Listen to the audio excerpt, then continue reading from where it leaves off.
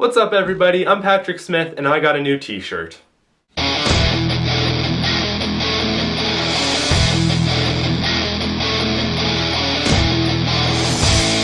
So before I get into the bulk of this video, I just wanted to give a shout out to a girl at my school who did the Ellen Dance Dare thing, and she did it in a cow costume, and it's really funny and you should go check that out. So there's going to be a link down there. Her name's Alyssa. It's hilarious. I laughed a lot. It's like 6 minutes long of just cow dancing, which is incredibly amazing for anyone who is amazing. So go check that out.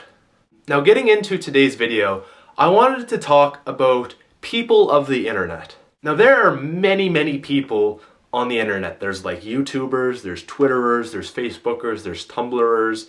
Now let's start off with YouTubers, because most likely that's what you guys are. So YouTubers kind of break down into two smaller groups.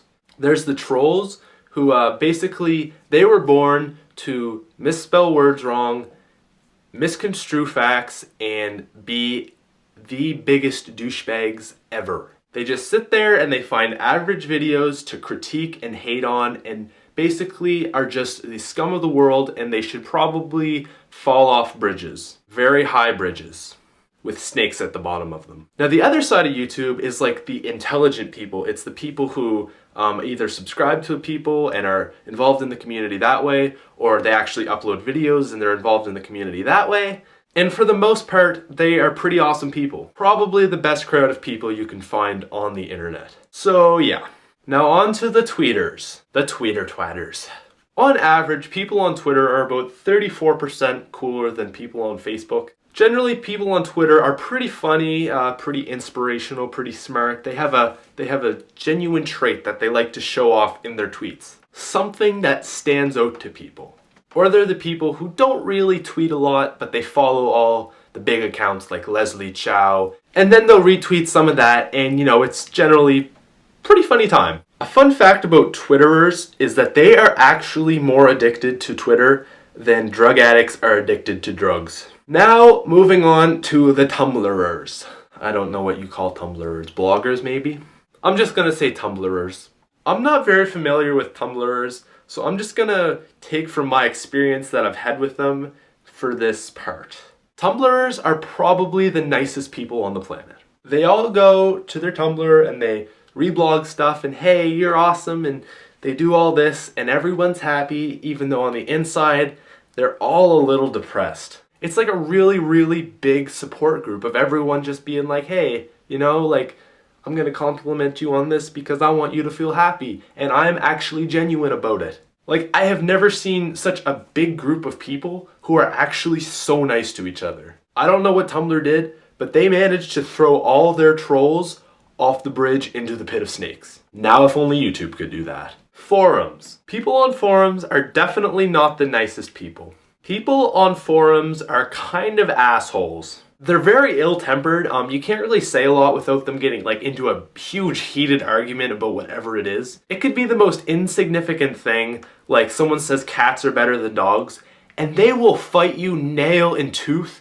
to prove that you are wrong, even if they agree with you. They're just seeking conflict. I don't understand, but everyone on forums are just so ill-tempered. They are in no sense trolls.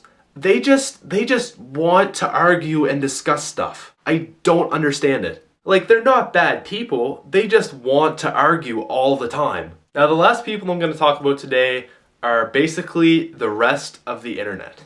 Kind of like the adults who don't really use the internet very often, yet they still try to engage in it a little bit. Let's say there was like an online article that a news company published, and you know, it had like a comment section where you could say stuff. It's kind of like those people, like just the random websites that has human interaction. So I'm going to use the news website for example. These sort of people who don't use the internet very often, they are very soft-skinned.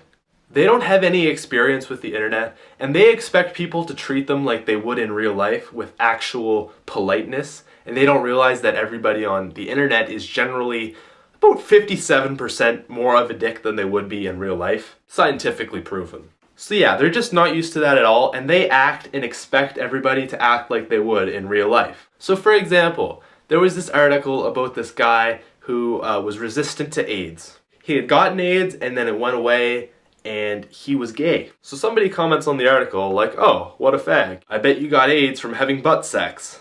So as the average internet user, you see that and you're like, oh, no big deal. Then there's all these soft-skinned people who have no experience with this kind of behavior, and they're like, oh my god, that is the most rudest thing I have heard since World War II. They have no comprehension of what the internet's like, and they expect it to be like real life. They just don't understand that people on the internet are dicks. So this is actually the largest group of people, because this makes up everybody who doesn't consistently use the internet. And fun fact about them, if you poke them, they will actually just keep oozing blood until they're just a puddle of blood and skin on the floor. Yes.